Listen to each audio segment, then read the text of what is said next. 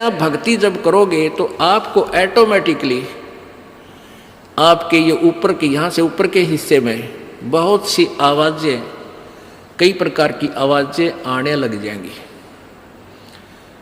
इसमें जो हमें आवाज़ सुनती हैं ये प्राथमिक भक्ति की लक्षण है, अंतिम नहीं है। हाँ, ये भी सुननी चाहिए, सुनेंगी, आपको अवश्य सुनेंगी, ना चाहते हुए भी सुनेंगी। और कभी सुनना चाहो तो कभी 2, 4, 10 मिनट, कभी कभी डेली नहीं, कभी ऐसे कान बंद करके एकांत स्थान पर सुन लेना, आपको सारा साजबाज अंदर बाजता दिखेगा, जिसकी भक्ति इस लक्षण हो गए। कुछ एक को वैसे भी सुनती है जिनके पूर्व जन्म की भक्तियाँ होती हैं और फिर धीरे धीरे उनकी बंद हो जाती हैं, आगे कुछ नहीं सुनती, चाहे वो किसी का नाम जाप ले रखा है।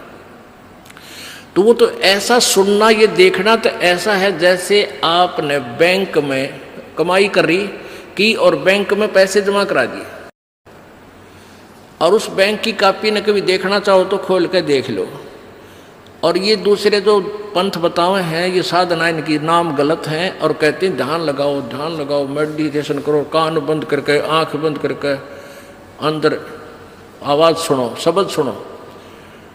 ये कोई फायदा नहीं। अब जैसे धंधा करता नहीं और बैंक में जब पूर्व जन्म की पहले की जो डिपॉजिट है 20-30 हज़ार, उसने रोज देखे जाने, कहाँ 20,000 हैं, और 20,000 में काम तो ना चले, फिर वो निकलवाने भी उसी में तो पड़ेंगे, वो एक दिन जीरो हो जाएंगे। वो तो जैसे आपको ये आभास होंगे किसी भी वस्तु का, जैसे हम हमारी आँखों, आपकी जो भक्ति करते हैं उनकी आँखों के सामने बहुत सी चीज़ें ऐसे चलती दिखाई देंगी। कभी तो ऐसा आभास होगा जैसे कोई मक्खी आ गई, कोई मच्छर जा रहा है, या कोई ऐसी कोई लाइन सी दिखाई देती है। तो ये आपकी भक्ति की कमाई है, प्रतिफल आपको दिख रहा है।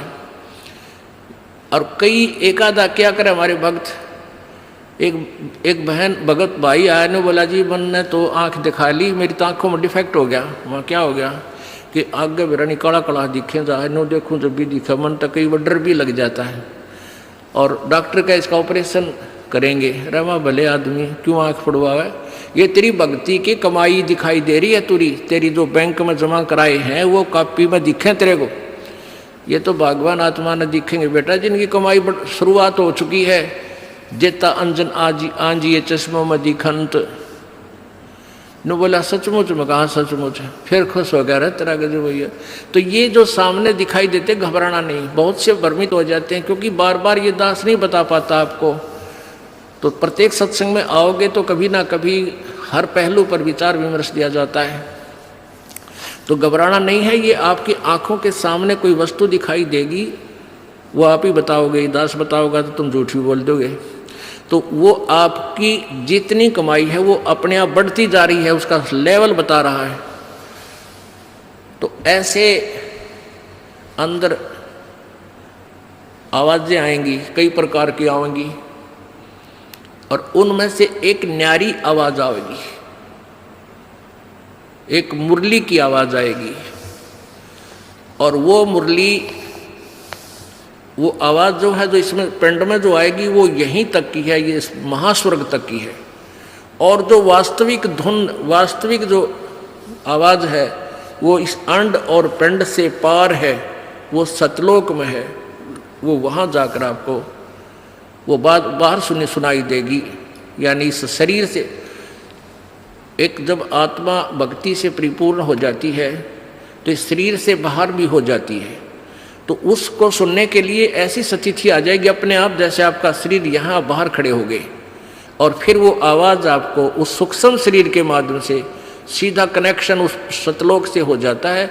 वो परले पार वाली मुरली आवाज़, वो धुन, वो झनकार अलग से सुनाई देती है। फिर सेकंड के बाद आप उसी शरीर में होते, आपको पता भी नहीं कि मैं बाहर गया या अंदर ही था।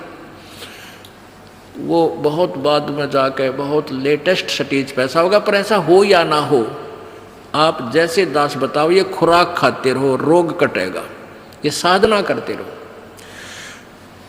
तो क्या बताया है, जाप अजप्पा जप के अपना दहेज बना लिए, और ये अनहद बाजा बाजन लागे, फिर खुशी मना लिए। फिर मान लिए खान तेरी भक्ति चल पड़ी, निकट लागली बात आगे लेने, यानी बरात आगी। आवे बिरहा कबीर लेने खुश होकर चालिए, और प्रेम की बारिश होने लागे फिर मलमल नहा लिए। जैसे आपने कल सुना था, बिना प्रेम पावे नहीं चे करोड़ समाधि ला। होय होय। जैसे सूरज के आगे बदरा ऐसे कर्म छयारे, प्रेम की पवन करे चित मंजन झलके तेज नयारे। प्रेम की पवन, परमात्मा के प्रति इतना प्यार उमड़ उमड़ का अब आपके हृदय में रह के जरा सी बात मालिक की चले आंखें भरे आऊँ आपकी, कुछ दिन में ऐसी स्थिति आ जाएगी। तो ये प्रेम की पवन चलेगी। जैसे सूरज के आगे बादल होते हैं तो सूर्य का प्रकाश निष्क्रिय हो जाता है, और जब हवा तेज चलती है बादलों को इधर उधर फेंक देती है तो सूर्य का प्रकाश ज्यों का तो सामने चमक रहा होता है। ऐसे परमात्मा और अपने बीच में, आत्मा के बीच में पाप कर्मों का गरावा यानी बादल छाया हुआ है। इस प्रेम की यानी सब भक्ति जो क्रिया आपकी होंगी, दान करता आदमी को इतनी खुशी होती है उस दिन कोई ठिकाना नहीं। और 10 रुपये चोरी कर ले आत्मा खुश नहीं हो सकती, चाहे 20 लाख चोरी कर ले। और 10 रुपये, 20 रुपये, 1000 रुपये, 2000 रुपये आप दान करने की चेष्टा करते हो, पहले उमंग भर लेती है, और दान करे पाछो तो न्यारी खुशी होती है।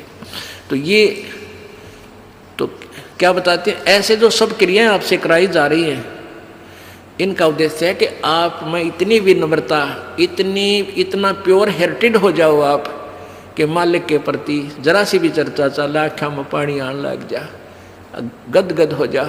कहते हैं प्रेम की पवन करे चित मंजन फिर झलके तेज नयारे।